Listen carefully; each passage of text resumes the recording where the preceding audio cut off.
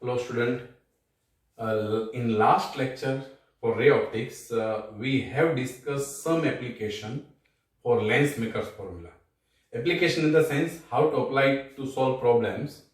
We will continue with that. Last time we have discussed this point, whether the lens is acting like converging or diverging. Not only depends on its shape, it also depends on the refractive indices of lens and surrounding medium. One more application is change in focal length of lens when surrounding medium is changed.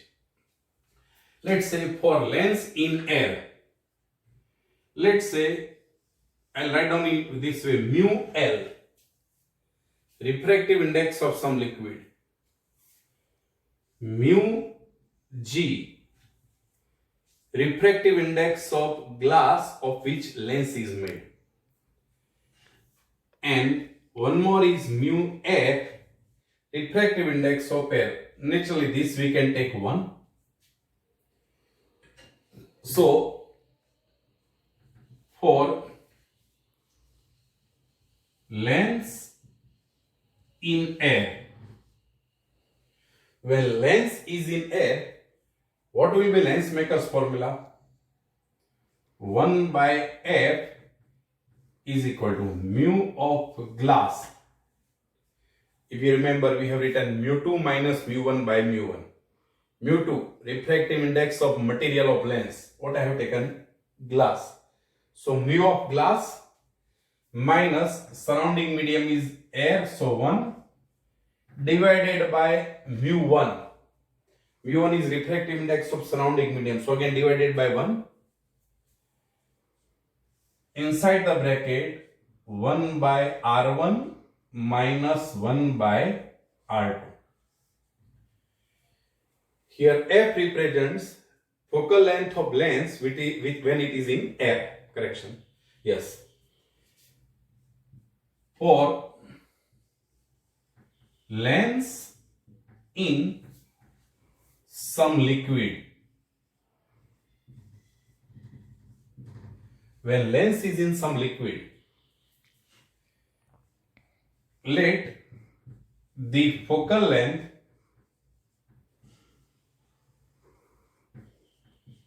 is f dash. In some liquid, focal length of lens we are writing f dash. Then what will be this equation? 1 by f dash now. F was focal length in air, when lens is in air. When lens is immersed or dipped in some liquid, if its focal length become f dash, then 1 by f dash will be mu G, refractive index of glass of which lens is made. Now here it was 1 because surrounding medium was air. But now surrounding medium is some liquid, so we will put mu L minus mu L divided by again mu L. Look, recall that lens formula. Mu2 minus mu1 by mu1. Mu2, refractive index of material of lens which is glass, surrounding medium liquid. 1 by R1 minus 1 by R2. Equation 1, equation 2. Now if I divide equation 1 by equation 2, what I am getting? F dash by F. This part will cancel out. 1 by 2. So will it be mu L inside the bracket? Mu G minus 1 upon mu G minus mu L. This formula represents change the focal length of lens when it is dipped in some liquid. If you want to try, you can try that. If lens having refractive index of 1.5, the glass of which lens is made having refractive index of 1.5, and if we are using water as a liquid, if we are dipping that in a liquid, what we'll get? F dash will be 4 of F. Means focal length of lens in air is F, then in water it will become 4F. Provided that mu G is 1.5 and mu L is 4 by 3. You can try this. Yes, this was change in the focal length of lens when surrounding medium change. Another application from Lensmaker's formula, what you are supposed to prepare is silvering of the one-off surface of the lens. Yes, we are going through that. Yes, for silvering of lens, how focal length get affected. Before I go through that, just for reference purpose, I am keeping some value. In case of plano-convex lens, we'll have f, focal length will be, yes, for plano-convex lens, focal length I can write down as f is equal to r upon mu minus 1. Look how 1 by f is equal to mu 2 minus mu 1 by mu 1, 1 by r1 minus 1 by r2. R2 is infinity, so 1 by r2 is 0. Surrounding medium I have taken air. This is for plano-convex lens. Why? What I have written, this is for plano-convex. Yes. Instead of plano-convex, if we are having convex lens, then f will be equal to r upon 2 inside the bracket mu minus 1. Student, here mu stand for refractive index of material of lens. Mu 1, surrounding medium I have taken 1. Mu 2, refractive index of material of lens I have taken as a mu, and surrounding medium I have taken mu 1. This is for plano-convex, this is for convex. When I say convex, equiconvex means both surfaces are having same radii of curvature. Same you can use for concave with sign convention. Yes. Now take this case. We are having a plano-convex lens. I will go through a little bit enlarged figure. Plano-convex lens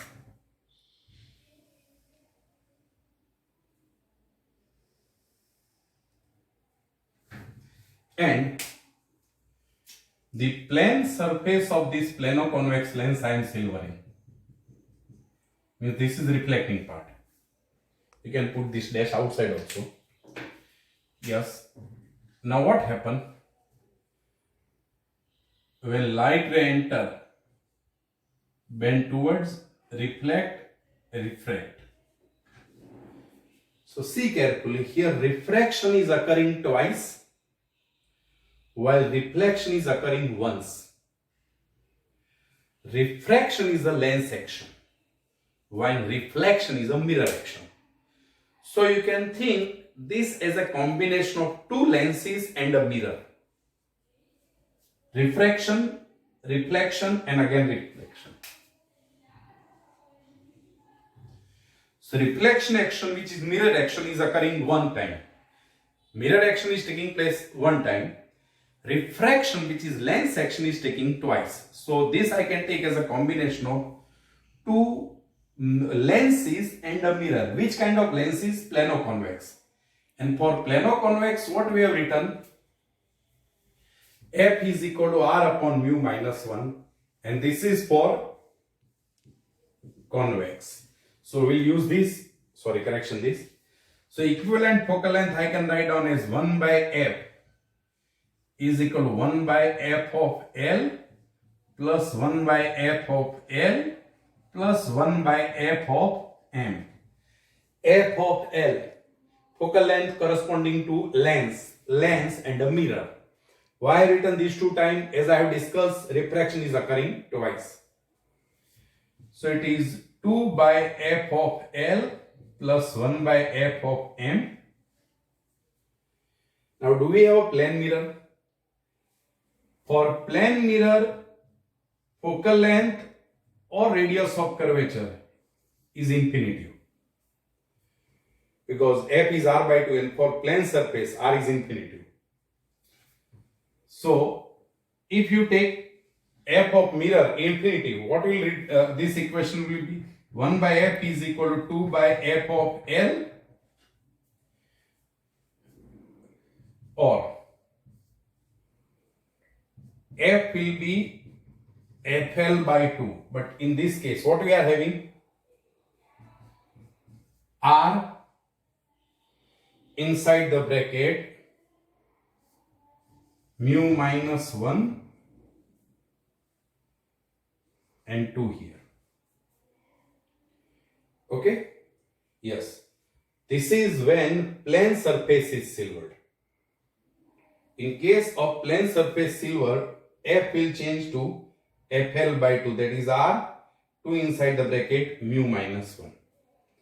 Now take second case, when for same plano-convex lens, if the convex, this curved surface is silvered, then how focal length get affected, that we are discussing. Now look, in last problem we have silvered the plane surface. Now let this curved surface is silvered. It is reflecting surface from this side, curved part. Again, when light enter, refraction, reflection, refraction. So here also refraction is occurring twice and reflection is occurring once. So again, same concept, it will become combination of two lenses and a mirror, but this time mirror is a concave mirror. And we know that for all mirror, F will be R by 2, so here F of mirror will become R by 2. If you remember, for plane mirror we have written it as infinitive, here it will be R by 2. And for combination, what we have written, 1 by F is equal to 1 by F of L plus 1 by F of L plus 1 by F of M. That is 2 by FL plus, correction, 2 by FL plus 1 by FM. Now for plano-convex lens, what we have written, 2 upon what was F? R upon mu minus 1. So it will be F is equal to R upon mu minus 1. So it will be R. Here it will be mu minus 1. And Fm is R by 2. So here it is 2 by R. Is it clear? So if we simplify this, what happened? 1 by F. Take 2 by R common. What you are having inside the bracket? Mu minus 1 plus 1. So this equation will reduce to F equals to R upon 2 mu. Focal length will reduce to R by 2 mu. In which case, when we are silvering the curved surface. Now one more example I am discussing. Let we are having equiconvex lens and we are silvering one of the surface. Then what happens? We'll check it. For this equiconvex lens, let one of the surface is silvered. Again, when light enter inside, refraction, reflection, refraction. So as we have discussed, the refraction is occurring twice and reflection is occurring once. So it becomes combination of, again same, two lens and a mirror. But this time which lens? Equiconvex or convex lens. In previous two cases, we have taken plano-convex lenses. But it is not plano-convex. Here it is equiconvex. So first of all, for F of L, in case of convex lens, F of L is equal to R upon 2 inside the bracket mu minus 1. And F of M, yes, for all mirror, F equals to R by 2. So what we are having, 1 by F is equal to 1 by F of L plus again 1 by F of L plus 1 by F of M. So 2 by F of L. So if I put this value 2 by f of L plus 1 by f of M. Substitute this. What you are having? 4 inside the bracket mu minus 1 by R, 2 and this 2 plus 2 by R. So 1 by f is equal to 2 by R. Let's say it is common term. What left inside the bracket? 2 mu minus 2 plus 1. This will reduce to 2 by R inside the bracket 2 mu minus 1. That's why in this case your equivalent focal length will be f is equal to R 2 upon 2 mu minus 1. Student, this is always an important concept for NEET JEE preparation, how focal length of lens get affected when we are silvering one of the surface. Another such concept is dependency of focal length on wavelength and then dispersive power of lens. With that, I'll end the application of lens maker's formula. That point still we are discussing. Yes, lens maker's formula 1 by f is equal to mu 2 minus, here it should be mu 1. Mu 2 refractive index of material of lens. Mu 1 is refractive index of surrounding medium. Let's take it 1. Divided by mu 1 is 1. 1 by R1 minus 1 by R2. So can you say that focal length is inversely proportional to refractive index of material of lens? And that's why focal length is directly proportional to wavelength of light. If you remember, I have started ray optics in this way. Mu is equal to lambda in free space, let's say air, by lambda in medium. So mu inversely proportional to lambda in medium.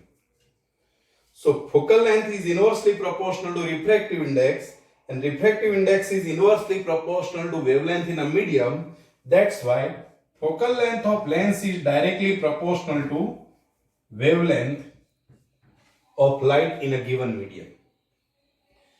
That's why focal length of lens will be highest for red color and will be least for violet color.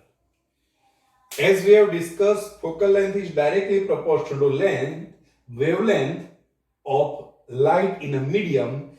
That's why focal length will be highest for red and least for violet. As a result of that, what happens? When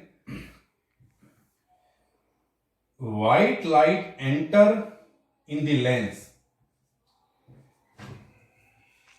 in that case it is possibility that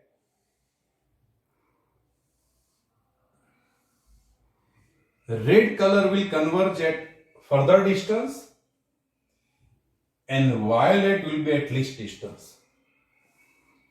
Generally, the specs or other lens what we are using, in that it is not happening. But if it happens, what happens? White light enter and the entire beam of white light is not converging at same point. Red color is converging at highest distance and violet color converge at least distance.